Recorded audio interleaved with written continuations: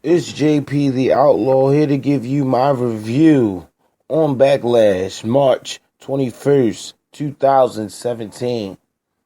Sorry I'm late today, guys. I was up all night having a good time, but you know who it is. It's the voice that makes them moist. Your favorite color commentator, JP the Outlaw. I want to go over the show. They kicked off the show with Ty Dillinger, and Aiden English. And Aiden English intro was drawn out. I would say it didn't serve any purpose but to add more heat to Aiden English. You knew he was going to lose, being to the fact that it was his hometown. And Ty Dillinger already got a big pop in Chicago.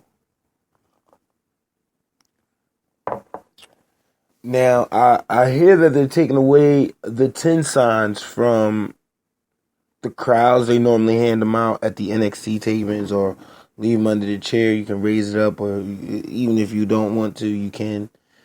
That's what they do. They took it away from Tyler Breeze. It was a part of his, not Tyler Breeze, Jesus Christ. Ty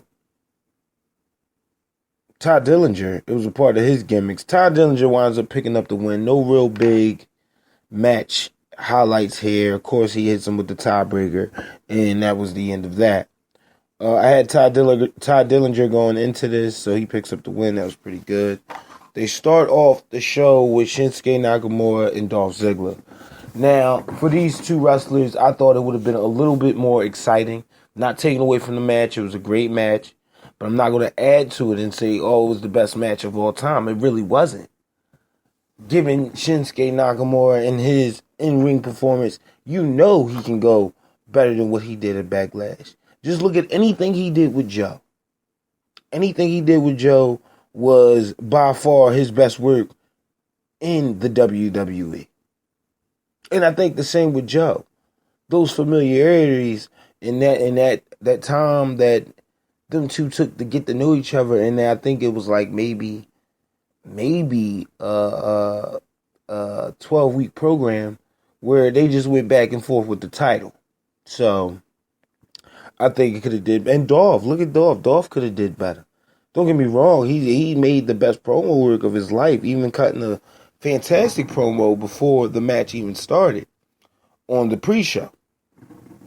I just think they could have did so much more with the match that was given. Of course, Shinsuke Nakamura wins. He hits the Kinshasa, knocks Dolph Ziggler's head completely off, and picks up the win for the match.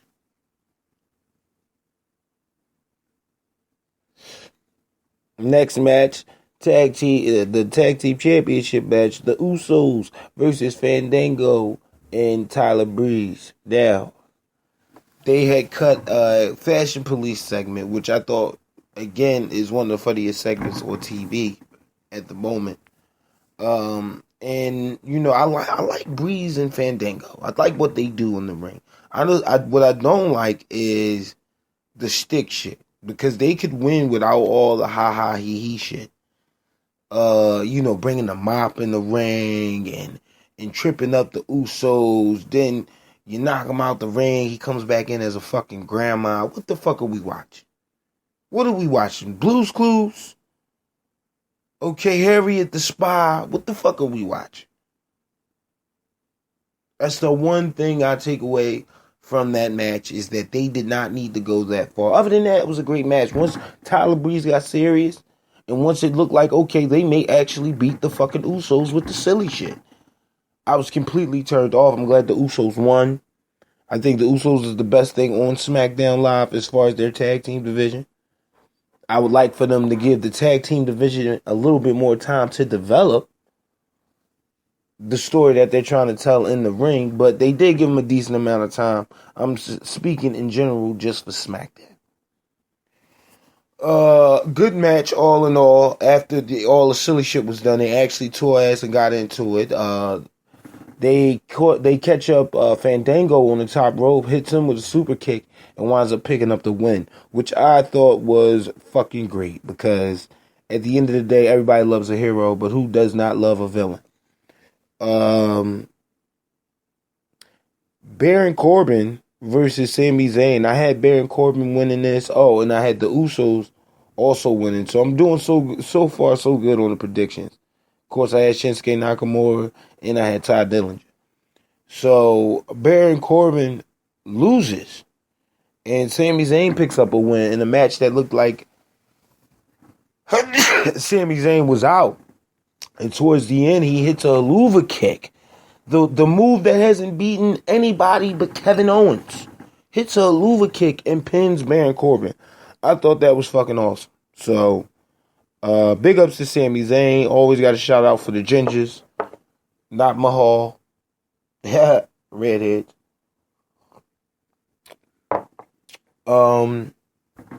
Big win for Sami Zayn. I'm curious to see what they do with him on SmackDown next week.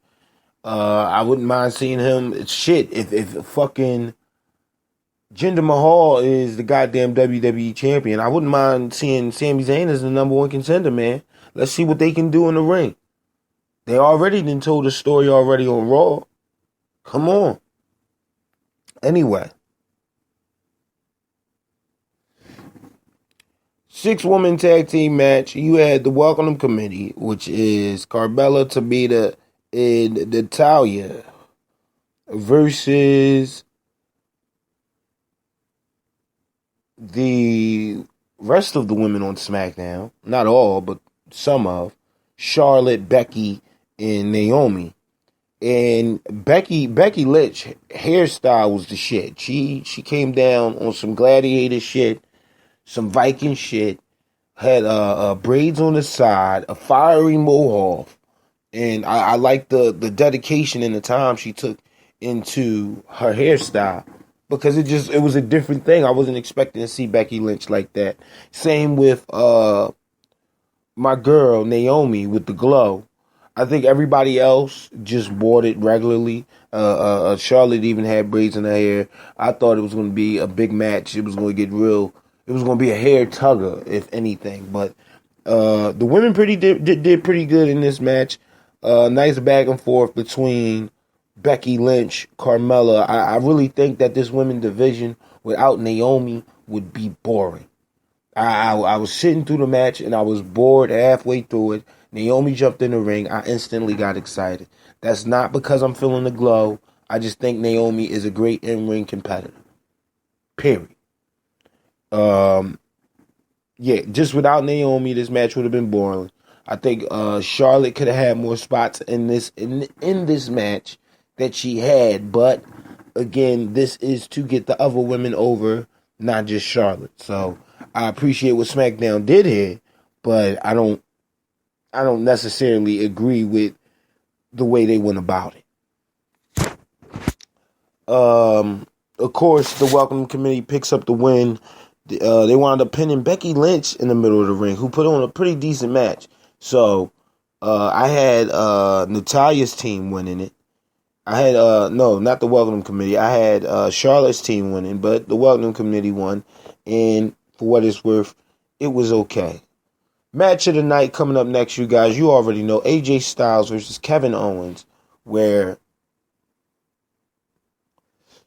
these two know each other. And the one thing I like to say about ROH, they give you time to get to know who you're facing inside that ring. And I like that about the WWE, that they already know that these two have met already, so they didn't have to highlight, oh, it's the first time ever in the WWE. No, they didn't highlight that this time, because it's not the first time ever. They went at it on Raw. So I'm glad they didn't throw that out there, because that's just fucking annoying when you don't stick to the script. Now, the benefit of this match, everybody hits their move. Everybody hits what is that? A calf destroyer. Almost hit him with the calf destroyer. Freaking Kevin Owens hits a fucking ankle lock. Shades of Kurt Angle out there. Hits an ankle lock on AJ Styles in the middle of the ring. But the breakdown of this match really happened on the outside of the ring with the no disqualification rules. They was all over the place.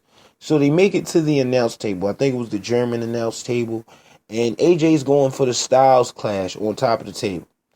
And Kevin Owens moves back but pulls AJ Styles. He falls down where one of the TV monitors sit in the table and gets ties up on the equipment underneath.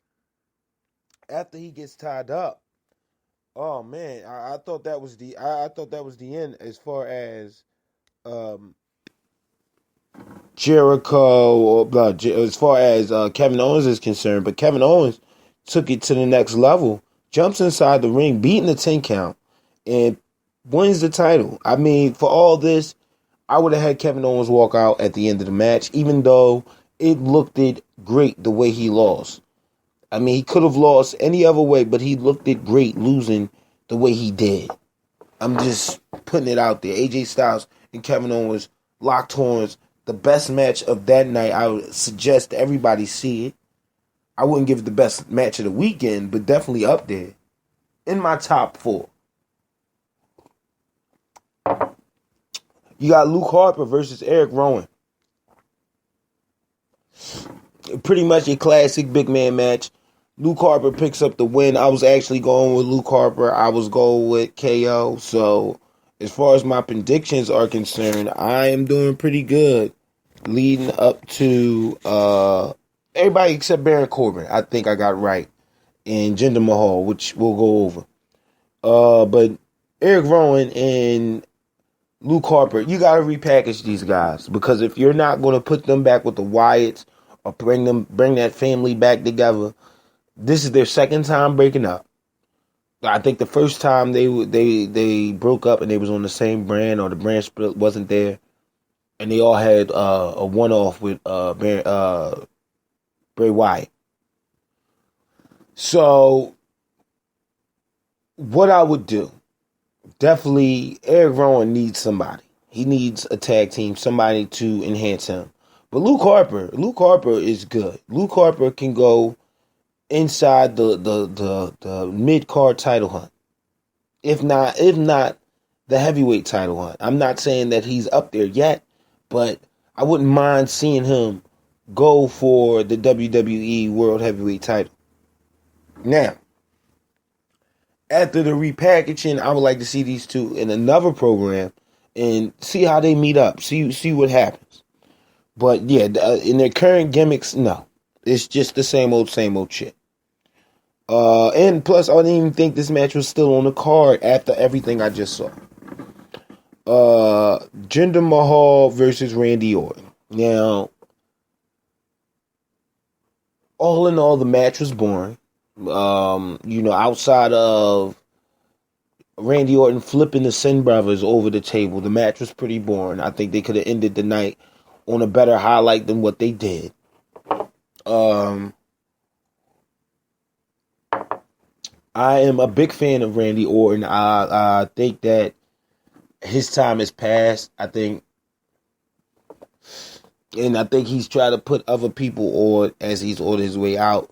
My whole thing was if Jinder shouldn't even be on SmackDown, and if he is, he should not be in the heavyweight contendership.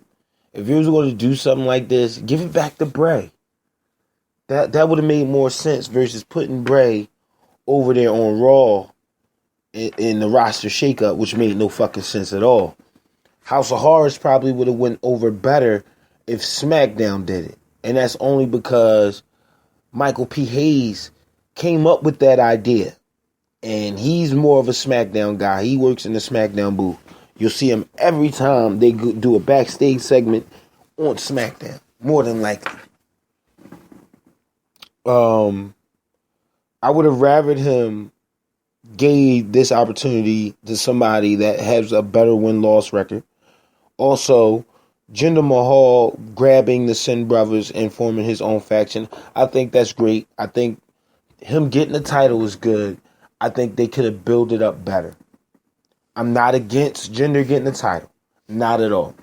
I love to see different ethnicities up there giving out their best interpretation of what they would like to bring to the table in the WWE. Now, I'm not saying everybody is going to be a golden star in the ring. What I am saying is, more than likely, everybody should be on board with this Jinder Mahal thing. if